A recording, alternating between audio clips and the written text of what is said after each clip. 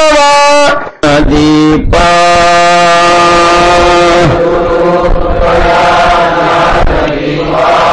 नमो सद्गुरु सच्चिदानंद रूपा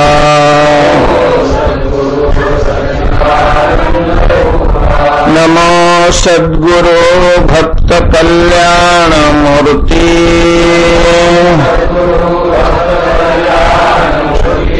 नमो सद्गुरु भास्कर पूर्ण कीर्ति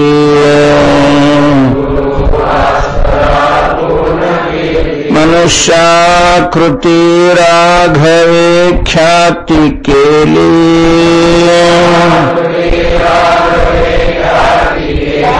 शिळा शिखरे सागरी तारियेली तुका स्वामी हा पूर्ण ब्रह्म प्रकाशी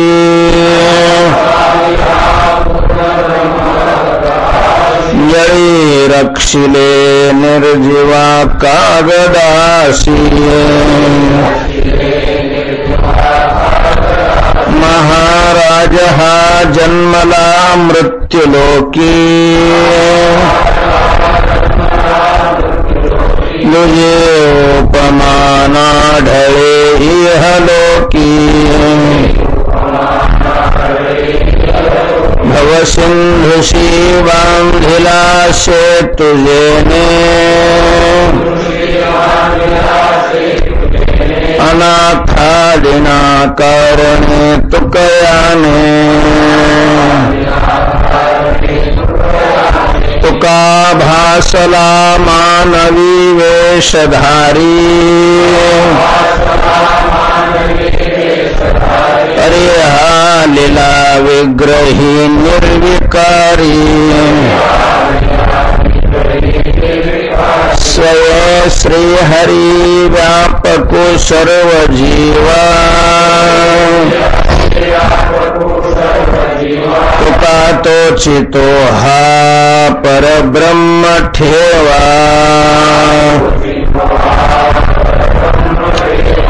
जया पूजिले आदरे पांडुरंगे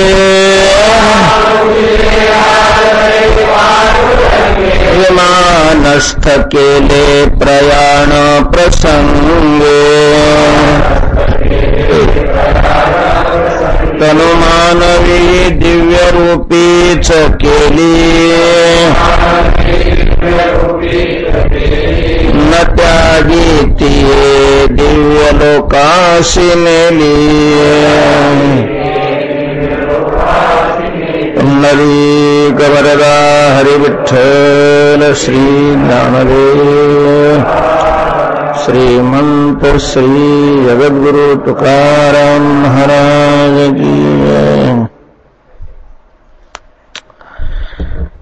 यज्ञभूताच्या पाळना भेद कार्या कारणा पावावया उपासना ब्रह्मस्थानी प्रस्थान एक परी पडिले भागी फळ बीजाची अंगी धन्य तोची जगी आदि अंत सांभाळी आवश्यक तो शेवट एर अवधी खटपट चालो जाणे वाट ऐसा विरळा एखादा तुका होऊन निराळा क्षरा अक्षरा वेगळा पाहे निगमकळा बोले विठ्ठल प्रसादे एक परी पडिले भागी फळ बीजाची अंगी धन्य तोची जगी आदि अंत संभाळी श्रीमंत श्री जगद्गुरु तुकोबाराय अभंगातून उपदेशाचा समन्वय साधतायत. अत्यंत सुंदर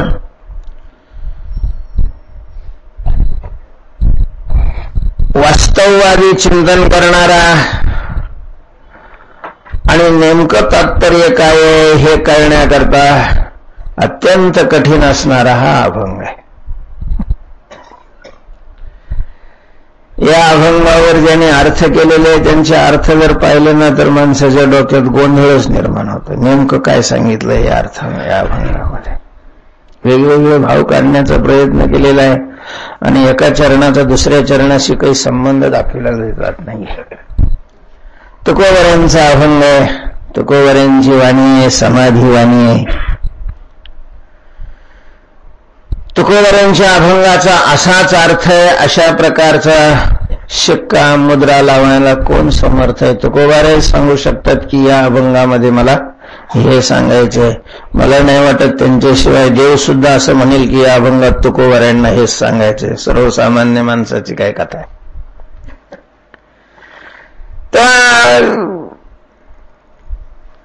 तुकोबाऱ्यांच्या मूळ अशा प्रकारच्या हेतूपर्यंत जाणं अवघड असलं तरी विचार करू नये, चिंतन करू नये असं नाहीये. आपल्याला जशी तुकोबारे बुद्धी देतील, जशी आपली क्षमता असेल त्याप्रमाणे आकाश खूप मोठं आहे, अनंत स्वरूप आहे. सगळ्या आकाशाला कवटाळणी घालता येत नाही, म्हणून आकाशामध्ये दुसऱ्याने फिरू नये असं कुणी सांगितलेलं आहे. यज्ञभूताच्या पाळना भेद कार्य कारणा पावावया उपासना ब्रह्मस्थानी प्रस्थान.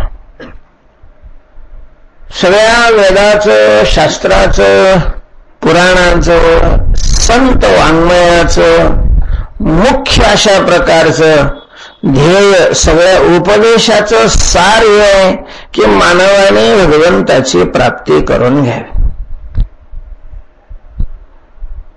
भगवंताची प्राप्ती ज्या साधनाने होते अशा प्रकारची साधनच वेदात सांगितलेले आहेत, शास्त्रात सांगितलेले आहेत, संत वाङ्मयामध्ये सांगितलेले आहेत, पुराणामध्ये सांगितलेले आहेत. वेदात, शास्त्रात, पुराणामध्ये जरी खूप विषय चर्चिले असले तरी त्या सगळ्या सांगण्याचा भाव, सांगण्याचा इत्यर्थ आहे भगवत प्राप्ती. म्हणून ज्ञानोबरांनी म्हटलेलं आहे, चहुवेदी जाण, साईशास्त्री कारण आणि 18वी पुराणे हरिशी गाती वेद अनंत बोलिला अर्थ इतुकाची साधिला विठोबाशी शरण जावे निज निष्ठा नामका. जीवाला भगवत प्राप्ती झाली पाहिजे, मानवाला मूळ स्वरूपावर जाता आल्या पाहिजे. मूळ स्वरूपावर त्याला जाता येण्याकरता दाखवलेले वेगवेगळे मार्ग म्हणजे शास्त्राचं सार आहे. त्यामध्ये मुख्य अशा प्रकारचे 3 मार्ग आहेत. एक कर्म मार्ग आहे, दुसरा उपासना मार्ग आहे आणि तिसरा ज्ञान मार्ग. ज्ञानमार्गामध्ये तर सरळ सरळ अद्वैताचंच प्रतिपादन केलेलं आहे.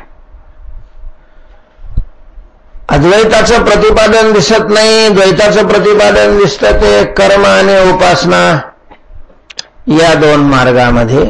तर तुकोबाऱ्यांना या अभंगातून हे सांगायचे की जरी या 2 मार्गामध्ये वरून वरून भेद प्रतिपादन केलेला दिसत असला तरी त्याही मध्ये तो भेद वास्तव सांगायचा नसून साधनातला तो भेद आहे. मुळात या दोन्ही मार्गाने अद्वैत अशा प्रकारची स्थिती प्राप्त करून देण्याचंच शास्त्राचं, वेदाधिकाचं धोरण आहे. तर हे या अभंगात प्रामुख्याने सांगितलेलं आहे. तुकोबारे म्हणतात कर्म मार्ग घ्या. कर्मामध्ये 18व्या अध्यायात आपलं चिंतन चालू आहे. वेगवेगळे कर्माचे 2 प्रकार असतात, निषिद्ध कर्म आणि विहित कर्म. त्यामध्ये निषिद्ध कर्म त्याच्याच करता सांगितलेलं असतं की जे जीवाने करू नये. करू नका म्हणून जे सांगितलेलं आहे त्याचंच नाव काय आहे? निषिद्ध अशा प्रकारचं आहे. तेव्हा निषिद्ध कर्म करायचंच नाही, काही प्रश्न येत नाहीये. विहित कर्मामध्ये सुद्धा 4 प्रकार केलेले आहेत, नित्य, नैमित्तिक, काम्य आणि प्रायश्चित्त. त्यामध्ये काम्य कर्म करूच नये असा कर्मशास्त्राचा सिद्धांत आहे, कर्मशास्त्राचा आग्रह आहे. ज्याला मुक्त व्हायचे, ब्रह्मज्ञान संपादन करण्याकरता ज्याला कर्माची साधना करायची आहे त्याने काम्य कर्म करायचं नाही. आता संसार करणाऱ्याकरता ते काम्य कर्म ठीक आहे, कारण कोणी म्हणेल मग जर करायचंच नव्हतं तर सांगितलं कशाला शास्त्राने. मानवाने हे कर्म करूच नाही हेच जर शास्त्राला मान्य होतं तर निषिद्ध कर्मामध्ये टाकायला काय अडचण होती त्याला? सांगितलं कसं करता कर्म? तर प्रश्न मुमुक्षूच आहे. माणसात सगळे मुमुक्षू नाहीत. माणसात सगळे काय नाही, वारकरी तरी काय सगळे मुमुक्षू असं वाटतं का तुम्हाला? असं काय नाही. जरी टिळे लावलेले असले, माळा गव्हात घातलेल्या असल्या, पंढरपूरला येत असले, म्हणजे मुमुक्ष आहे, मोक्षाकरता पांडुरंगाची उपासना करतात असं काही नाही. शेजाऱ्याने घातली या नाही घातली, तो चाललाय आपण नाही चाललाय, बरं असतं बा. देवाच्या दयानं आपलं सगळं चांगलं होईल, वाढल.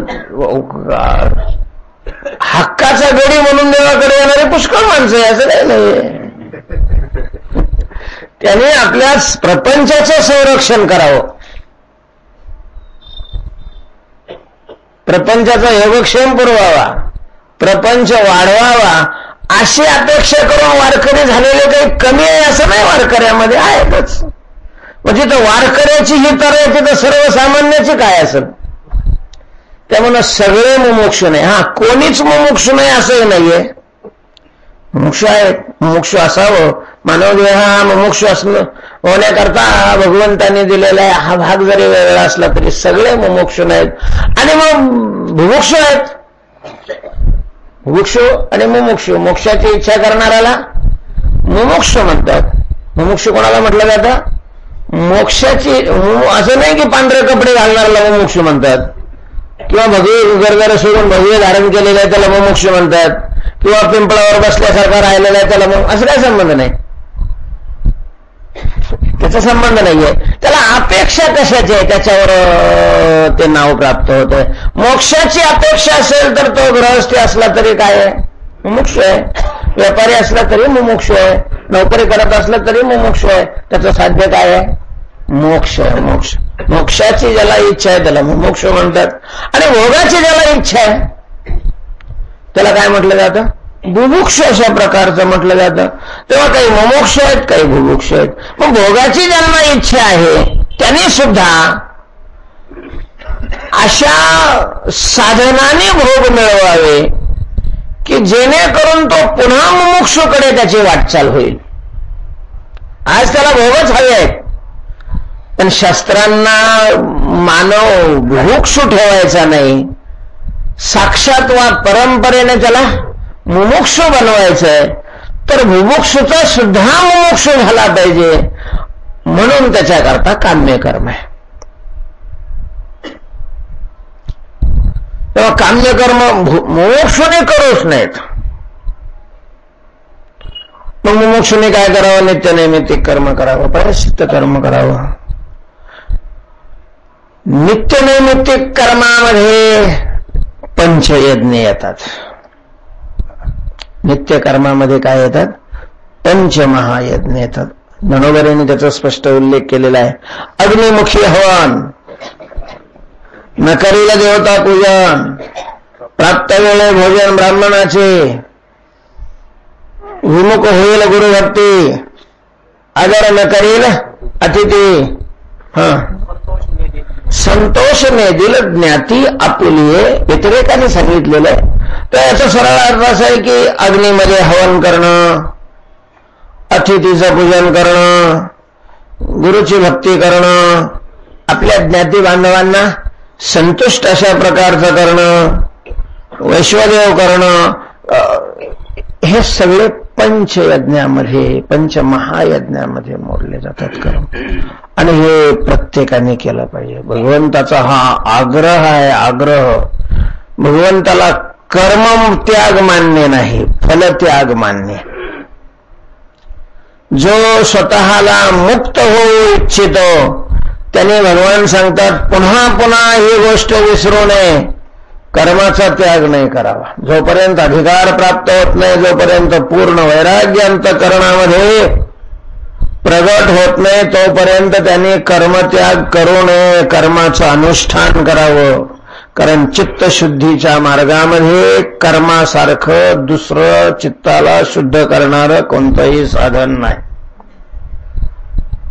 एता यज्ञदान तप कर्म न त्याज्यं कार्यमेव तत् यज्ञदानं तपश्चैव पावनानि मनीषिणा. अशा यज्ञ सांगितलेले आहेत. हे कर्म करण्याची वेगवेगळी कारणं सांगत असताना सगळा 3रा अध्याय हा कर्म अध्यायाचा आहे. त्याचं नावच व्यास महर्षींनी काय दिलेलं आहे? कर्मयोगोणाम तृतीयोध्याय. कर्मयोग आहे. कर्मयोग, कर्माने देवाशी संबंध ज्या जोडला जातो त्या कर्माला काय म्हणतात? कर्मयोग अशा प्रकारचं म्हणतात. तर त्याची जी वेगवेगळी कारणं सांगितलेली आहेत कर्म करण्याची, त्याच्यातलं हे एक कारण आहे की जगताच्या सिद्धी करता कर्म करण्याची आवश्यकता आहे. कारण यज्ञ भूताच्या पाळना, तुकोबार आहे तेच म्हणतात. यज्ञ म्हणजे कर्म, स्वधर्म अनुष्ठान. तर हे भूताच्या पाळना, प्राण्यांच्या रक्षणाकरता, प्राण्यांच्या उत्पत्ती करता, प्राण्याच्या स्थिती करता यज्ञाची नितांत आवश्यकता आहे, गरज आहे. बघा संबंध आहे प्राण्याच्या पालनाचा आणि यज्ञाचा. तर तो संबंध भगवंतांनी 3ऱ्या अध्यायात असा दाखवलेला आहे की अन्नाद भवन्ति भूतानि, अन्नापासून प्राणी निर्माण होतात. कारण आई वडील जे अन्न खातात त्याचं जे रेतप्रत तयार होतं, त्याचं जे मिश्रण झाल्यानंतर देहाची उत्पत्ती होते. म्हणून अन्नाद भवन्ति भूतानि. आणि अन्न कशापासून उत्पन्न होतं? पर्जन्याद अन्न सम. कारखान्यात नाही अन्न उत्पन्न होत. कारखान्यात नट बोल्ट उत्पन्न होत असतात. नट बोल्ट खायला नाही लागत. अन्न पावसापासून उत्पन्न होतो. पाऊसच नाही पडला तर महाराज काय भयान परिस्थिती होईल. केवढे देवाचे उपकार आहेत, केवढे देवाचे उपकार आहेत. कमी जास्त पण मरू नाही देत. पाऊस पडतोच. पाऊसच जर नाही झाला तर काय जे अमेरिका काय जपान काय नामकं काय चंद्रावर गेले, संगणक तयार केले, काय केले. पाऊस नाही पडल्यावर मग कळत आहे की कुठली बटणं दाबावी. ती पोटाला आग पडली का मग समजेल काय बटणं दाबायचे आणि काय शोध करायचे. ते अन्न महत्वाचं आहे. आणि अन्न पाऊस, पर्जन्याद अन्न संभव. पावसापासून अन्न तयार होतं. बरोबर आहे. अन्नापासून प्राणी उत्पन्न होतात आणि पावसापासून अन्न तयार होतं. पाऊस कशामुळे पडतो? यज्ञात भवति पर्जन्यो. शास्त्राचा हा सिद्धांत आहे. झाडं लावल्यावर पाऊस पडतो असं नाहीये. यज्ञात पर्जन्यो भवति. झाडं लावणं हेही यज्ञाचाच एक काय असेल भाग असू शकतो. कारण यज्ञ म्हणजे स्वधर्म अनुष्ठान. आणि स्वधर्माच्या अनुष्ठानामध्ये वृक्ष वल्ली यांचं संगोपन करणं, संवर्धन करणं हाही त्याच्यामध्ये एक भाग येत असेल. पण यज्ञात भवति पर्जन्यो. यज्ञापासून पाऊस पडतो. जोपर्यंत स्वधर्म जगामध्ये टिकून राहील तोपर्यंत पाऊस पडत राहील.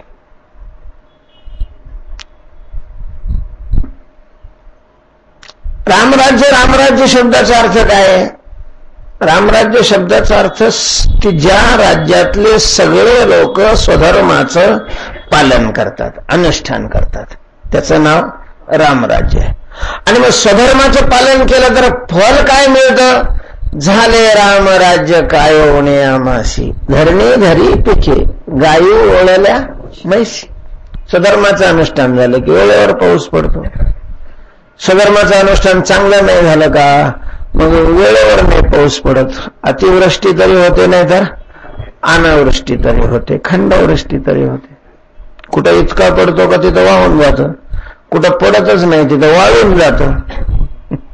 वाहून जाईल नाही तर वाळेल, अशा प्रकारचं जाईल. स्वधर्माचं अनुष्ठान झाल्यानंतर त्याचं माप योग्य राहतं आणि मग खूप पिकतं. कधी कधी असं होतं काही कळतच नाही महाराज, ठेवायला जागा राहत नाही. सगळ्याकडेच एवढं पिकतं की ठेवायलाच जागा राहत नाही. यज्ञात भवति, यज्ञामुळे पर्जन्याची उत्पत्ती होते. आणि यज्ञ कर्मसमुद्भव, कर्मापासून यज्ञ. यज्ञ म्हणजेच स्वधर्म आणि स्वधर्म हे कर्मस्वरूप आहे. कर्मसमुद्भव, कर्म ब्रह्मोद्भव विद्ये, त्या कर्माचं प्रतिपादन वेदाने केलेलं आहे. आणि वेदाची निर्मिती कोणापासून झालेली आहे? भगवंतापासून झालेली आहे. म्हणून अशा हा या कर्माचा भगवंताशी वा प्राण्याचा भगवंताशी संबंध आहे. यज्ञभूताच्या पालना. तर यज्ञाचं अनुष्ठान केलं की ते भूताच्या पालनाकरता होत असल्यामुळं आणि भूताचं पालन करण्याची जबाबदारी भगवान विष्णूची आहे. जगाचा तो पालक मंत्री आहे. ईश्वर या सगळ्या जगाचं नियंत्रण करतो आणि जगाचे मुख्य 3 काम आहेत: उत्पत्ती, पालन आणि संहार. ही तिन्ही खाती त्याने स्वतःकडेच ठेवलेली आहेत. ईश्वराने बाकीचे खाते दिली, पर्जन्य मंत्री, ऊर्जा मंत्री, वायुमंत्री वगैरे, हे दुसऱ्याला गेले. पण उत्पत्ती, स्थिती आणि लयाचे तिन्ही खाती स्वतःकडे. मुख्यमंत्र्याला तेवढा अधिकार असतो, पॉवर असते की त्याला आवश्यक असणारी खाती तो स्वतःकडे ठेवू शकतो. तर हे तिन्ही खाती त्यांनी स्वतःकडे ठेवलेली आहेत आणि आपल्याच 3 वेगवेगळ्या रूपाने 3 खाती सांभाळतो.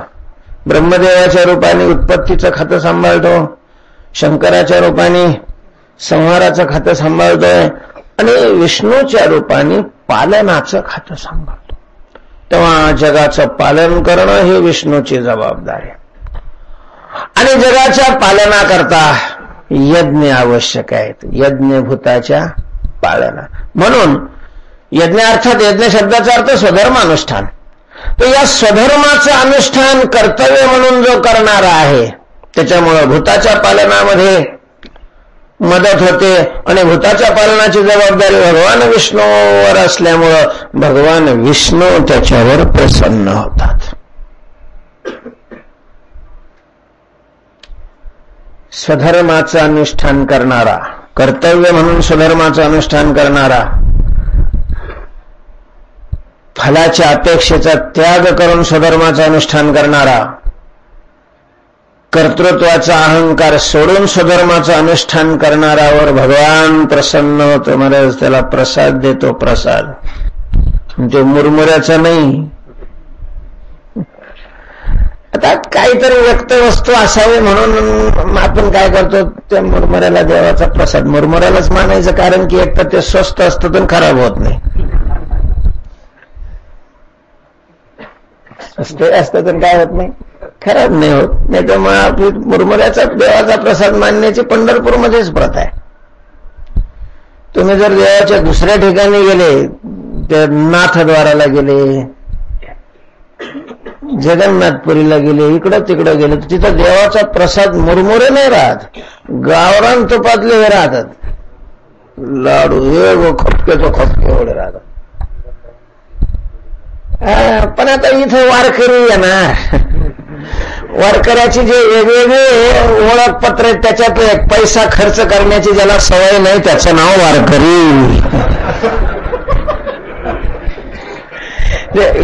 वेगवेगळे ओळखण्याचे चिन्ह आहे त्याच्यातलं हे एक चिन्ह आहे. जिथं लोक 10 रुपये खर्च करत असतील तिथं 1,000 रुपये खर्च करणारा किंवा जमलं तर तेवढाही न खर्च करत असेल तर नक्की समजावं तो कोण आहे. बरं, आता इतर देवतेची काही ठिकाणं नाही का, ते साईबाबा आहे शिर्डीचा. आता साईबाबा अगोदरचा आहे का पांडुरंग अगोदरचा आहे? पण पांडुरंगाला भीक मागावं लागते साईबाबाच्या दारामध्ये, म्हणजे काय आहे याचं कारण? काय याचं कारण आहे हितले त्याचे भक्त. आता ठीक आहे, पूर्वी लोकांजवळ काहीच नव्हतं म्हणून काही टाकतच नव्हते, तसं नाही भाग. काहीच नाही म्हणून टाकत नाही असं नाहीये, सवय नाही, टाकायची सवय नाही म्हणून. ज्याच्या घरी केळीचे बाग आहे महाराज, तो सुद्धा कोणी फुकट देत असला तर तिथं धावतो. ही सवय लागलेली आहे, सवय, आणि अतिशय घाण सवय आहे. ज्याच्या घरी केळीचे बाग आहे तो सुद्धा एखाद्या दिंडीत कोणी केळं वाटायला लागलं तर याच्या त्याच्या अंगावर पडतो. त्याला लाज वाटायला पाहिजे की आपल्याकडे केळीची बाग आहे, आपण काही भिकार आहे, काही नाही आहे आपल्याजवळ. ठीक आहे, ज्यांनी देवाकरता सर्वस्व सोडलेलं आहे त्यांनी घेतलं तर काही हरकत नाहीये. जळता जाणार नाही गेलं, जावायला 10 लाख रुपये देतो आणि इकडं फुकट लोकांचं खातो, लाज नाही वाटायला.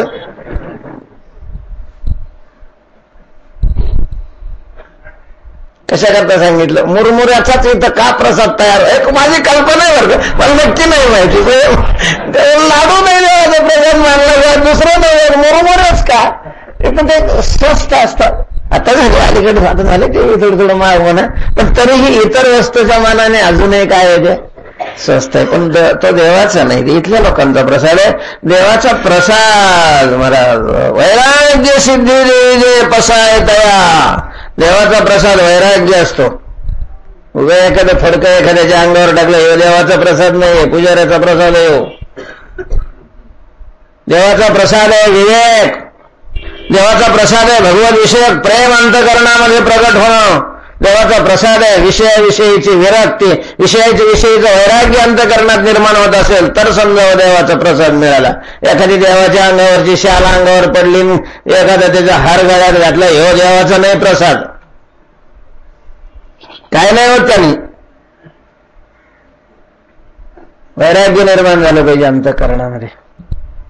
आणि अशा प्रकारचा प्रसाद परमात्मा कोणाला देतो? स्वधर्माचं अनुष्ठान करणारा. म्हणून यज्ञभूताच्या पाळना. आणि अशा या कर्म मार्गामध्ये मग भेद सांगितलेला आहे. कारण कर्माकरता कशाची आवश्यकता आहे? भेदाची. भेद असेल तरच कर्म होईल. कर्मामध्ये त्रिपुटी असते, कर्ता असतो, कर्म असतं, त्याची साधनं करण असतात. भेद कार्या कारणा. तर या साधना अवस्थेमध्ये कार्य करण्याकरता, कर्म घडण्याकरता शास्त्रामध्ये भेदाचं प्रतिपादन केलेलं आहे. यज्ञभूताच्या पाळना भेद कार्य कारणा पावावया उपासना ब्रह्मस्थानी प्रस्थान. आणि दुसरा मार्ग कर्म मार्ग, दुसरा मार्ग आहे उपासना मार्ग. उपासना मार्ग नाही का? ब्रह्मस्थानी पावावया, उपासना प्रस्थान. ब्रह्मस्वरूपाची प्राप्ती करून घेण्याकरता, ब्रह्मरूप होण्याकरता. उपासनेचं साध्य, कर्माचंही साध्य तेच आहे, पण कर्म करण्याकरता भेद सांगितलेला आहे. उपासनेमध्ये उपासना करणाऱ्याने, उपासकाने ब्रह्माच्या प्राप्तीकरता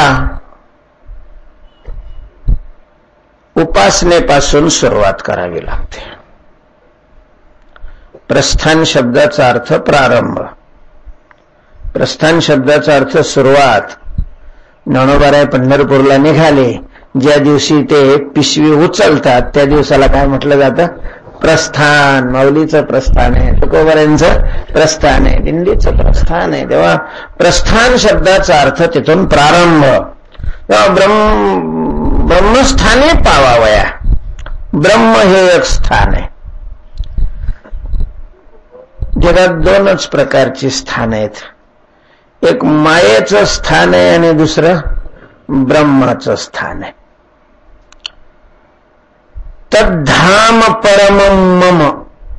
भगवंतांनी या श्लोकामध्ये ज्या स्थानाचं वर्णन केलेलं आहे ते ब्रह्माचं स्थान आहे. ब्रह्माचं स्थान म्हणजे काय विशेष आहे या स्थानाचा? सगळे सोय आहे अगदी आतच खोलीमध्ये सगळं. फार मोठा विशेष आहे या स्थानाचा. या स्थानाचा पहिला विशेष आहे यद्गत्वा निवर्तन्ते. तिथे गेलं की पुन्हा परत यावं लागत नाही. ब्रह्मरूपी स्थानाचा विशेष काय आहे की त्या स्थानाला गेल्यानंतर जाणारा पुन्हा परत येत नाही. बाकीचं तुम्ही कुठेही जा, तिथून गच्छन्ति आहेच. कारण ते स्थानच काय नाही, अविनाशी नाही. ते स्थानच टिकाऊ नाही. ते सगळे संसारातले स्थान आहेत. आणि संसार शब्दाचाच अर्थ आहे ज्याच्यामध्ये सारखा काय होत असतो? बदल होत असतो, म्हणजे विनाश होत असतो. तैसीच याची स्थिती नासत जाय क्षणोक्षणाप्रती म्हणून ते म्हणती अश्वत्थः. तुम्हाला जगातलं कुठलंच ठिकाण असं स्थिर दिसणार नाही. शरीर स्थिर नाही, धन स्थिर नाही, शेती स्थिर नाही, घरदार स्थिर नसतात, पृथ्वी स्थिर नाही, जल स्थिर नाही, तेज स्थिर नाही, वायू, कुठलंही वस्तू स्थिर नाहीये, सगळे हे अस्थिर आहे, अस्थिर. आणि मग जर मुळात ठिकाणच अस्थिर आहे तर त्याच्यावर जाणारा स्थिर कसं काय राहील? ब्रह्मस्वरूपी स्थान आणि संसाराच्या स्थानामध्ये हा फरक आहे की परमात्म स्वरूप जे स्थान आहे ते अस्थिर आहे, त्याला कुटस्थ म्हणतात, निर्विकार आहे, ते निर्विकार, त्याच्यामध्ये कसल्याच प्रकारचा बदल नाही होत. तुझं विघ्न काही, स्थिर राहे ऐसे नाही. स्थान शब्द वापरलेला आहे, त्या स्थानाचा विशेष काय आहे वा, कसं आहे ब्रह्मस्थान, कशा करता ब्रह्मस्थानाला जायचं ते. आणि माणसाला स्थिरतेची अपेक्षा असते. मनुष्य नेहमी जो अपेक्षा करत असतो ते स्थिर जीवनाची अपेक्षा करतो. नेहमी जीवनामध्ये उथलपथल जरी करावी लागली, करत असला तरी ती उथलपथल त्याला कशा करता करायची असते? स्थिरतेकरता करायची असते. त्याला स्थिर जीवनाची अपेक्षा असते. आणि संसारामध्ये स्थिरता नसतेच महाराज. संसारात स्थिरताच नाही. पण जन्मलं ते मोठं व्हायला लागतं, मोठं झालं की जा शाळेत. आता शाळेत काही स्थिरता राहते? सकाळी जर 7 वाजता शाळा असली तर 6 पासूनच सगळी तयारी करायला लागते. जायचं तिथं, काही थांबायचं, संपली शाळा का पुन्हा परत यायचं. रोज जायचं, रोज यायचं, रोज जायचं. आता तरी साधनं वगैरे निघाले. मरज पूर्वी पायी जावं लागत होतं. 2-2, 4-4 किलोमीटर शाळेत पायी जावं लागायचं. पण चला एकदा मॅट्रिक झाली, ग्रॅज्युएट झालं, कुठेतरी नोकरी लागली म्हणजे हे कटकट काय होऊन जाईल, संपून जाईल असं शाळेत जाताना वाटत असतं. पुढे स्थिरता येईल. झाली शाळा त्याची, उच्च विभूषित, शिक्षा विभूषित झाला, कुठली तरी नोकरी लागली, स्थिरता आहे का तरी? त्याची स्थिरता. हे जबाबदारी, ते जबाबदारी, याचा धाक, त्याचा धाक, पुन्हा आतलं याच्यात इकडं काढावं, त्याच्यातून तितकं काढावं, सर्व पुन्हा. कारण निवांत एकदा नोकरी सोडून जाईल मग स्थिर राहावं. म्हणून ह्या काढाखाड्या सुरू होतातच. झाला रिटायर झाला मग तरी स्थिर आहे का? केव्हाच स्थिर महाराज. रिटायर झाल्यावर सुद्धा पुन्हा त्याला नव्याने काहीतरी करावं वाटत, मग वेळच जात नाही हो महाराज. पार चौघाच्या खांद्यावर जाईपर्यंत स्थिरता नसतेच. कारण आपण ज्या ठिकाणी आहे ते ठिकाणच काय आहे? अस्थिर आहे.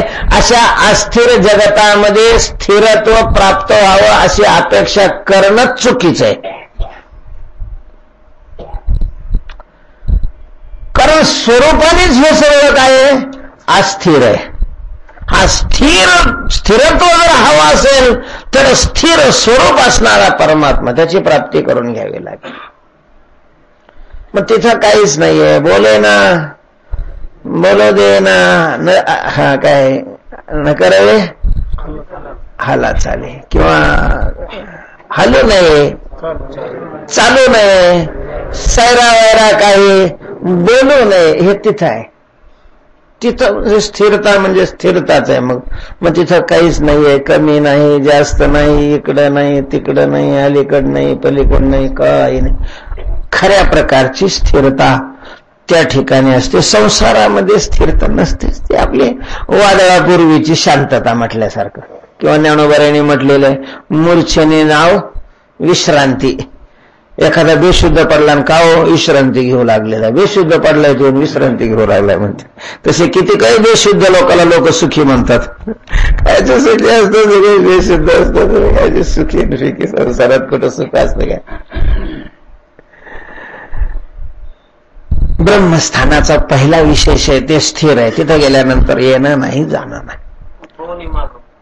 तो पाहुणे मागवते जेवी दुधपणा नव्याची निरुते, तेवी पाहुण्या जयाते पुनरावृत्ती नाही, पुन्हा परत येणं नाही. यद्गत्वा न निवर्तन ते.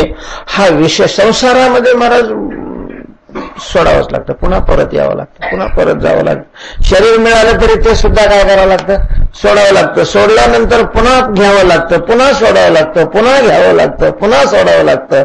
पुनरपि जननम पुनरपि मरणम पुनरपि जननी जठरे शयनम. हे असं माणसं किती किती प्रयत्न करतात महाराज जीवनाकरता. मग असं अशा ठिकाणी घर असावं, असं घर असावं, असं असावं, तसं असावं, केवढा कुटाणा करतात. एवढं घर फिर तयार होतो. आणि काही काही तर असं आहे की त्याची वास्तुशांती बी होऊ नाही देत.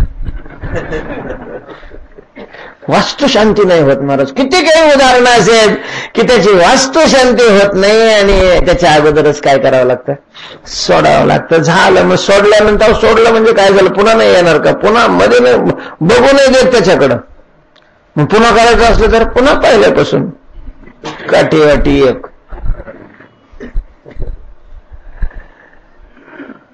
स्थिर संसारामध्ये नाही आहे. दुसरा विशेष आहे.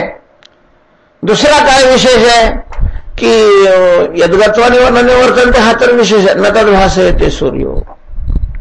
सूर्य त्या स्थानाला प्रकाशित नाही करू शकत. मग अंधार असतो काय तिथं, नाही, सूर्याला ते स्थान प्रकाशित करतं. सूर्य हा स्वयंप्रकाशित नाहीये, आपल्याला वाटतं तो स्वयंप्रकाशित आहे.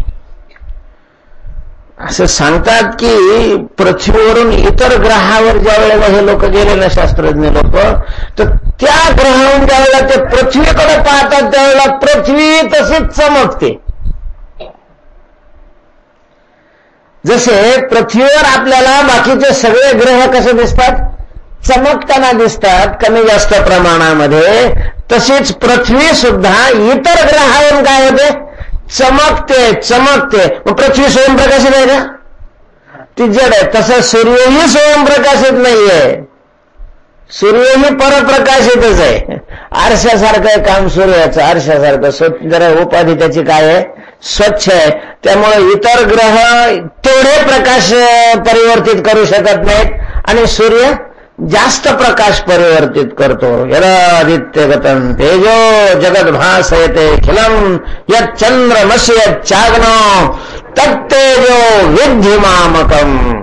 भगवान सांगतात की सूर्याच्या ठिकाणी, चंद्राच्या ठिकाणी, अग्नीच्या ठिकाणी जे तेज आहे, ज्या तेजाने सगळ्या जगाला ते काय करतात, प्रकाशित करतात, ते तेज त्यांचं नाहीये, ते तेज कोणाचं आहे, माझं आहे, माझं. तमेव भान्तम अनुभाति सर्वं तस्य भासामिदं सर्वं विभाति. त्या स्थानाला दुसरा प्रकाशित करण्याचे कोणी करू शकत नाही, कारण ते स्थान स्वयंप्रकाशित आहे. चित चित स्वरूप आहे ते, चित स्वरूप. तया चित सूर्या श्री निवृत्ती आता नमोची मनो पुढत पुढती. आणि तो सूर्य असा आहे, तो उगवतही नाही आणि मावळतही नाही. अस्तमानाचे दयासी आडनाव नाही, अस्तमानाचे दयासी आडनाव नाही. असताना ही आता एकची मोहरा पासोनी अंधारा दुरी झालो, ते स्थान महाराजाचं स्वयंप्रकाश स्वरूप आहे, स्थिर आहे, स्वयंप्रकाशित आहे. त्यामुळं लाईटीचं बिल भरावं नाही लागत तिथं जाणाऱ्याला.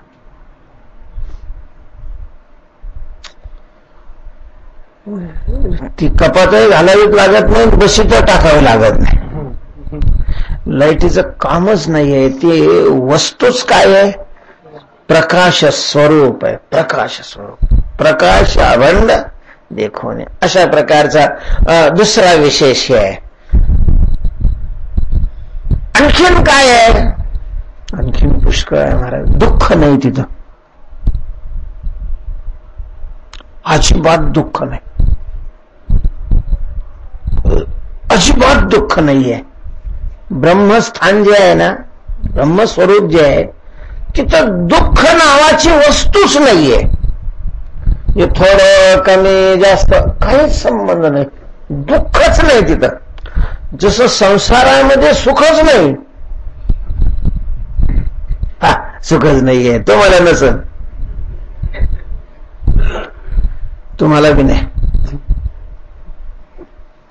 अलगच काही सुख नाही. तुम्ही सुख मानता.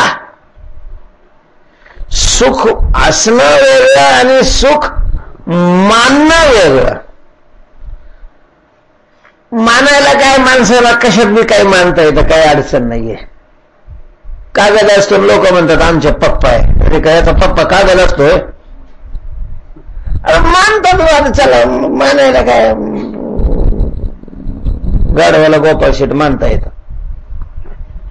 मानायची काही अडचण नाहीये. मानण्यामध्ये मानणारा काय असतो, स्वतंत्र असतो. त्याला वाटेल ते तो मानू शकतो, कशालाही काही मानतात. आता काय आपण विषयाला सुखरूप नाही मानत?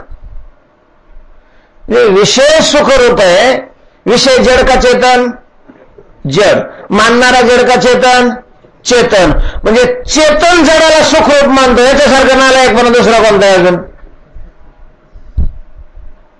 जो स्वरूपाने अंगाने काय आहे? चेतन आहे. आणि तो जडाला काय मानतो? आनंद. ते त्याला बी माहिती नाही. ते हा ज्याला सुख स्वरूप मानतो त्या वस्तूलाही माहिती नाही की आपण सुख स्वरूप आहे म्हणून. नाही तर किती ते बी आयटी लावून फुगलं असतं महाराज. पण त्यांना जर चहाला माहिती असतं ना की हे लोक आपली एवढी अपेक्षा करतात, तर ते किती काय फुगलं असतं. इतक्या स्वस्तात नसतं मिळाला मग. पण ते त्याला माहितीच नाही, कारण ते जड आहे. त्याला काही हे ते स्वतःलाही जाणत नाही, कसं त्याला काही कळत बी नाही, काही नाही.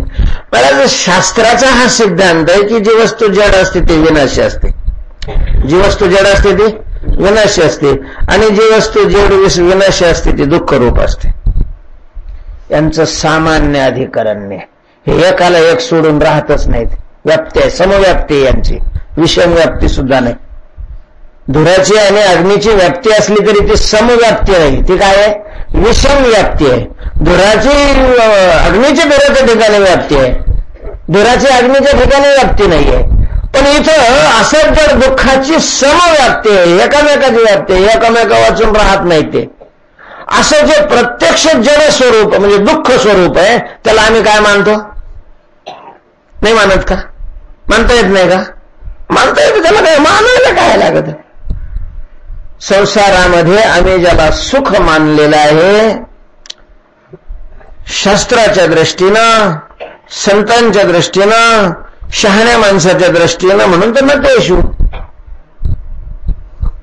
म्हणजे तेषु न रमते असं नाही, तेषु रमन्ते. बुधाहा न रमते, बुधाहा न रमते, इतराहा रमते न रमन्ते.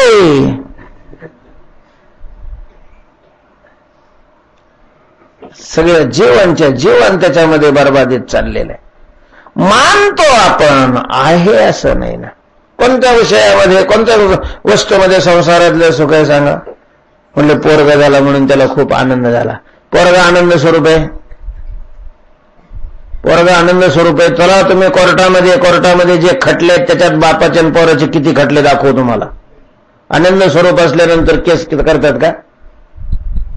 आनंद स्वरूप आहे पोरगा. मानतो आपण आनंद त्याच्यामध्ये. का असतो? मानतो. मानायला काही मानता येतं. सुपारी घेतात आणि गणपती मानतात.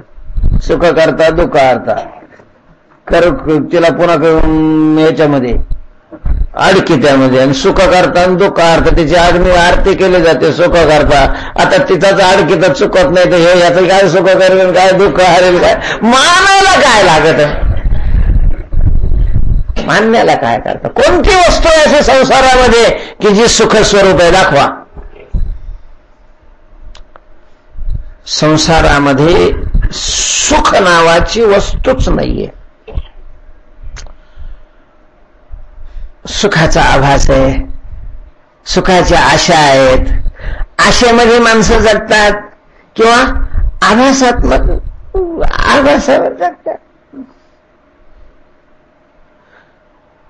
सुख असतं ना संसारामध्ये तर महाराज पंढरपूरला कोणी आलंच नसतं, हे लक्षात ठेवा.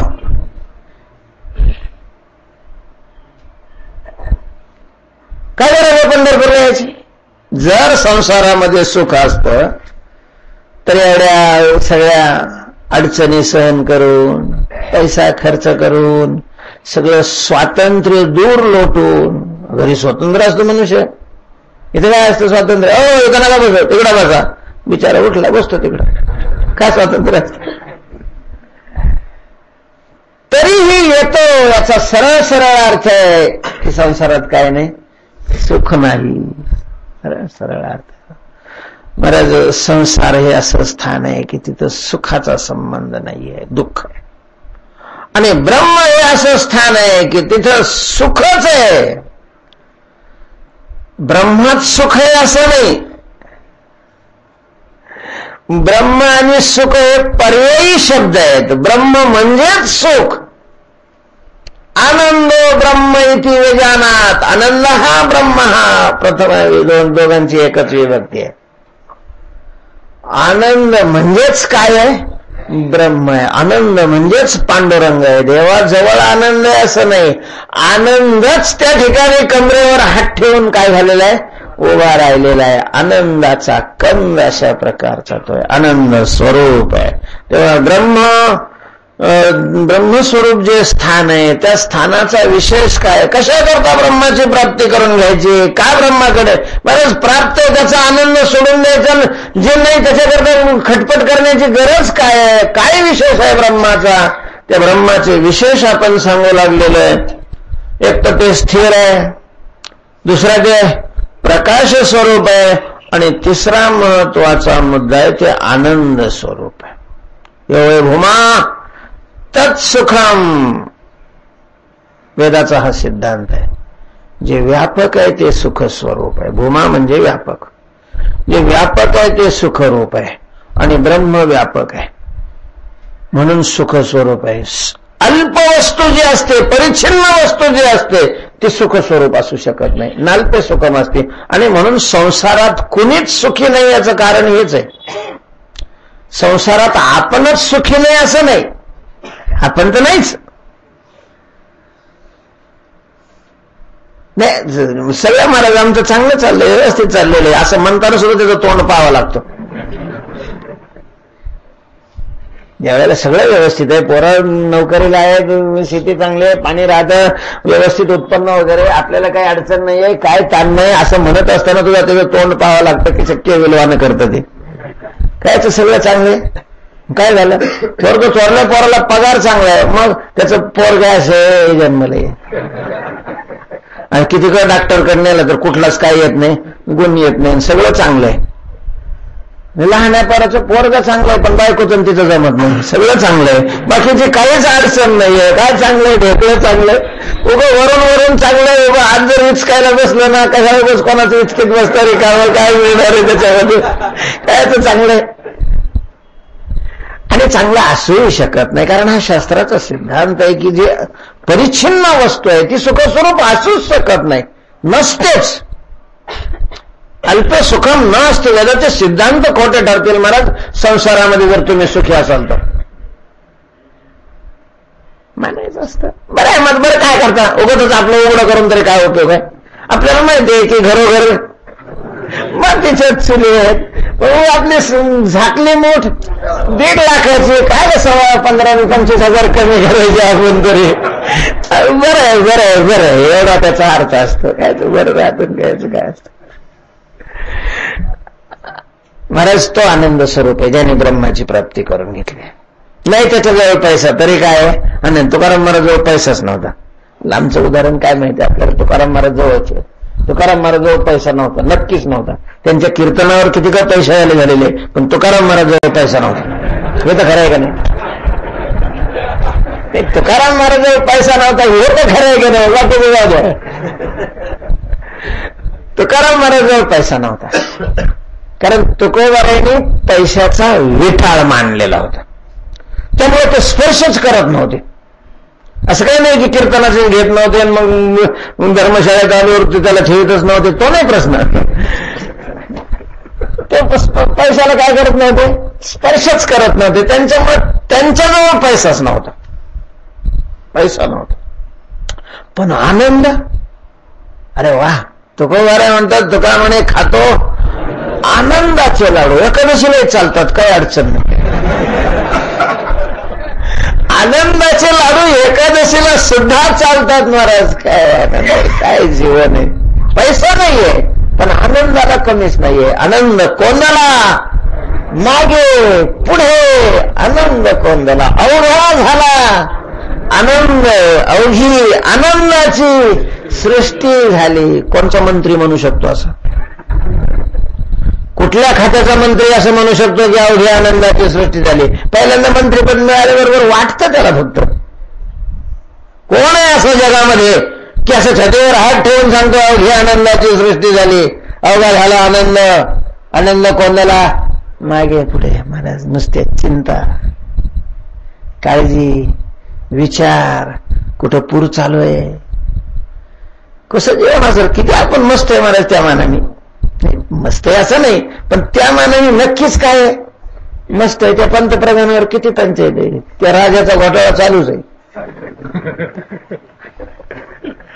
पुन्हा ते मुख्यमंत्र्यांनी राजीनामा द्यावा म्हणून अजून विरोधी पक्ष बोललेच राहिलेले. त्याच्यात पुन्हा आसाममध्ये, आता उत्तर भारतामध्ये बहुतेक नद्या खतऱ्याच्या वर वाहू लागलेल्या आहेत, कुठं पाऊसच नाही आहे. पुन्हा अजून 4-2 दिवस झालं की कुठंतरी आहेच बॉम्बस्फोट. किती अवघड आहे, किती ताण आहे, आणि कायचं सुख. बिचाऱ्यांना झोप येते का नाही काय माहिती. सुख मग कशाला, राहत बी नाही. बरं, सत्तेची व्यसनं लागलेली असतात. व्यसन, दारूच्या व्यसनापेक्षा सत्याचं व्यसन जास्त वाईट आहे. मरायला लागले, इतके म्हातारे झाले की यांना उठणे होत नाही तरी सत्य सोडत नाही महाराज. आणि मग नौकरांनीच का बरं रिटायर व्हायचं, ह्याने रिटायर नाही व्हावं. प्रशासनात 60 वर्षाच्या पुढचं चालत नाही आणि शासनात 90 वर्षाचं बी चालत आहे. हे कुठली पद्धत आहे? काय नाही सोडत, राहतील कसे काय त्याच्याशिवाय. जेव्हा मरतील तेव्हाच सत्य सोडतील, कारण ते व्यसन आहे, त्याच्याशिवाय राहू शकत नाही. ते असं आहे म्हणजे तुझं माझं पटन, तुझ्याशिवाय कटाना, असं विचित्र काम आहे. घ्यायचं सुख आणि कशाचा आनंद आहे. तोच आनंद आहे जगामध्ये ज्याने ब्रह्मप्राप्ती करून घेतली.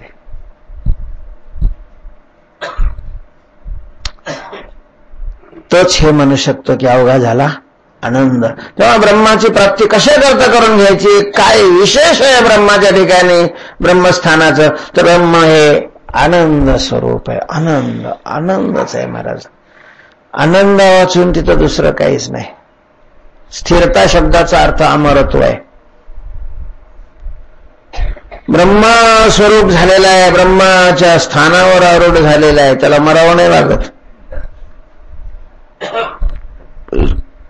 त्याच ठिकाणी जाणारा मरत नाही, ते ठिकाणी मरत नाही, त्या ठिकाणी जाणारा काय होत नाही, मरत नाही. म्हणून तर तुकोबारायांनी म्हटलेलं आहे, न लगे मरावे ऐसा ठाव दिला देवे, माझ्या उपकारासाठी वाजविला मौन कंठी, मरावे न लगे, मरावं लागत नाही. ज्याला मरू नये असं वाटतं त्याने ब्रह्मस्थानावर जायला पाहिजे. बंगला चांगला बांधला तर बंगल्यात मरतात माणसं, असं काही नाही. बंदुकीचं लायसन घेतलं तर बंदुकीच्या लायसनवाले मरतात. फिक्स डिपॉझिट मध्ये टाकले ते मरतात. मरावं असं ज्याला वाटत नाही त्याने एकच उपाय आहे, त्याला ब्रह्मस्थानावर जायचं, ब्रह्म व्हायचं. जो ब्रह्म झाला त्याला काय नाही मग, मी जैसा अनंत आनंद तैसेची ते जैसाचे का सत्य सिद्ध, तैसेची ते भेद, तैसेची ते, मी जसा आहे तसेच ते. आणि मग मी कसं आहे, अविनाशी आहे, अमर आहे, तसेच ते काय होतात, अमर होतात. अमर तो खरा, कैसा मी नव्हे कैसा मी दातारा. तर ब्रह्म झाल्यानंतर मनुष्य मृत्यूच्या जबड्यातून बाहेर पडतो. ब्रह्म झाल्यानंतर मनुष्य दुःखाच्या कोळशातून बाहेर पडतो. तेव्हा ब्रह्म रूपी जे स्थान आहे हे कसं आहे, कशा करता त्याची प्राप्ती करून घ्यायची, काय विशेष आहे त्याच्या ठिकाणी, तर त्याचे कारण आपण चिंतन केलं. मुख्य 3 कारण सांगितली. एक तर स्थिर आहे म्हणजेच अविनाशी आहे, अमर आहे, प्रकाश स्वरूप आहे, आणि तिसरं आनंद स्वरूप आहे. माणसाचे या मूलभूत अपेक्षा असतात. प्रत्येकाला यावं जीव मात्र जरी घेतलं तरी अतिशयोक्ती होणार नाही. सगळ्याला असं वाटत असतं आपण मरू नये. कुत्र्याला सुद्धा वाटतं मरू नये, डुकराला सुद्धा वाटतं मरू नये. माणसाला वाटेल याच्यात काय आश्चर्य आहे, मरू नये असं वाटतं, मरावं लागतं, मरू नये असं वाटतं. तेव्हा मरू नये ही अपेक्षा पूर्ण करून घ्यायची असेल तर ब्रह्मस्थानी प्रस्थान. त्याच्याकरता ब्रह्माची प्राप्ती करून घ्यावी लागेल. कारण ब्रह्म झाला त्याला मरायचा प्रश्न नाहीये, तो मरतच नाही महाराज. अमर अमर म्हणतो, अमर. म्हणून देवाची भक्ती करायची. देव काय करतो महाराज? अशाच ठिकाणी नेऊन ठेवतो.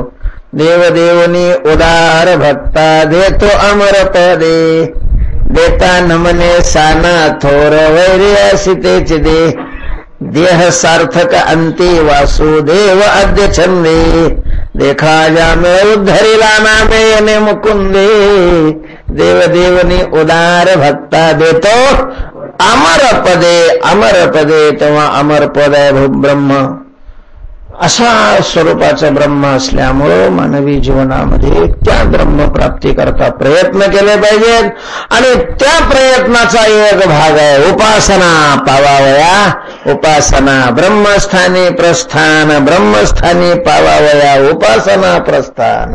यज्ञभूताच्या पाळना भेद कार्य कारणा, पावावया उपासना ब्रह्मस्थानी प्रस्थान. आज संध्याकाळी कीर्तनाची सेवा काय कल्पास सांगितलं पुढच्या